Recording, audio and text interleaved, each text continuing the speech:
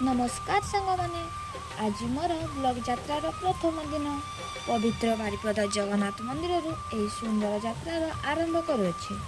प्रभु जगन्नाथ आशीर्वाद रे यह नुआ पथ सफलता खुशी और अनुभव परिपूर्ण हो। मो सह यह यात्रा सामिल होगा धन्यवाद। आस आम ए देखा किए किए आम बारिपदा जगन्नाथ मंदिर को बुलवाई।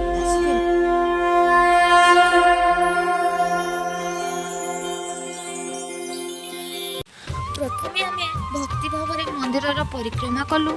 परिक्रमा सरिया परे आमे माँ लक्ष्मी मंदिर दर्शन कलु, तांको आशीर्वाद नेलु एवं सेठारे किछि समय शांति रे काटिलु। तापरे आमर यात्रा आगकु बढ़िला। जय जगन्नाथ मंदिर चारिपाख प्राकृतिक सौंदर्य आम यात्रा को आहुरी सुंदर करदेला। सबुज गछ, खोला आकाश, शुद्ध पवन और शांति परिवेश मन को आनंद और शांति रे भरीदेला। प्रकृति और भक्तिर यह सुंदर मिश्रण सतरे अविस्मरणीय थिला। जय जगन्नाथ। आमे परिक्रमा कर सारा पर आमे बाहरी पड़िलु माउसी बाड़ी को प्रभु जगन्नाथ को दर्शन करने। रास्ता कड़े अनेक दोकानी बसी हरेक माले विभिन्न प्रकार सामग्री बिक्री करुले। आमे सेठारे थिबा रंग बेरंग सुलभ दाम जिनिस गुड़िक देखि बहुत खुशी हेलु। रास्तार कला बिक्री होता। कला को देखि पार्टी पूरा लाल बाहरी पड़ुथि। भगवान एते भिड़ थिला जे कही हब नाही। असंख्य भक्त धैर्यर सह लंबा धाड़ी रे छिड़ा होई प्रभु श्री जगन्नाथंकर पवित्र दर्शन पाई अपेक्षा करुथिले। समग्र परिवेश भक्ति और उत्साह भरी रहिथिला। आमे बहुत भिड़ भितर बहुत कष्ट आग को बढ़ी शेष में प्रभु श्री जगन्नाथंकर दिव्य दर्शन करिपारिलु। तांकर पवित्र दर्शन पाइबा पाई समस्तंकर कष्ट सार्थक लागिला।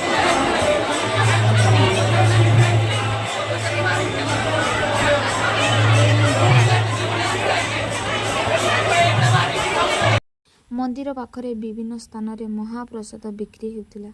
आमे 100 एवं 150 महाप्रसाद किणिलु। पवित्र महाप्रसाद को घर को आनिबा पई एक आशीर्वाद पूर्ण अनुभूति हेउतिला। बड़ दांडरे 3टी विशाल रथ छिड़ा होइतिला।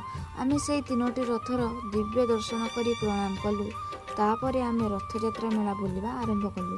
मेलार रंगीन परिवेश, विभिन्न दुकान एवं उत्सवर आनंद को उपभोग कलु। जय जगन्नाथ। प्रभु जगन्नाथ दर्शन कर सारी आम मेला को बुलवाई आसिलु। देखिलु विभिन्न दुकान सेठारे 100।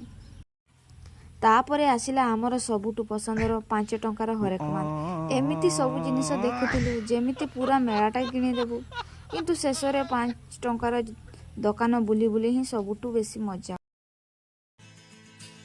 आमे किछि सुंदर कानफुल देखिलु। आमे भाबिलु या 5 टंका हेतिबो, किंतु दाम पचारिबा परे जानिलु कि यह 40। बास हसी दे सेठारु चली आसिलु। तापरे रास्तार गोटे बहुत सुंदर कुर्ती सेट देख। रास्तार जीवा बेले आमे देखिलु रामदोली। बसिबाकु तो बहुत इच्छा हेउतिला, किंतु बसिबाकु टंका तो दरकार ना। सेतिपई दूररु देखि हसी हसी आगकु चली गलु। तापरे आमे स्वादिष्ट कोबी पकोड़ा आउ लंका चप खाइलु। सबुठु मजादार कथा हेउछि आमे टंका देबाकु पूरा भूली जाइतिलु। भाग्य को मिनति ठीक समय रे मन पकई देला, नहले टंका न देई सेठारु चली जाई थांती। रश्मिता सान भौणी पई सैंडल देखुतिला।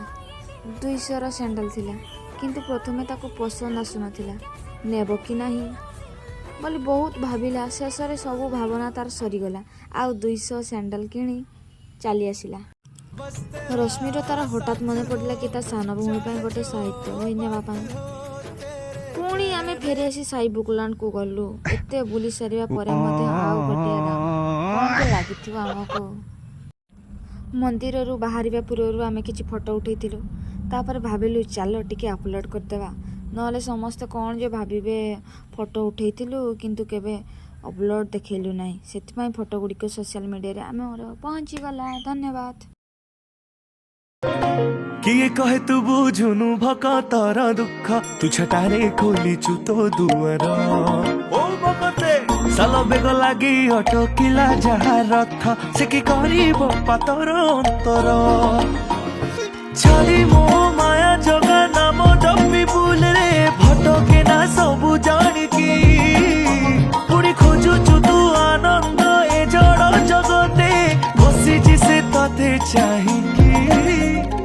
आसुछि मो जगा देख झुली झुली की संगे बड़ भाई भौणी को घेनी की कह हरि बोल थरे हाथ टेकी की हरि नव दुख बेनी भुज खोली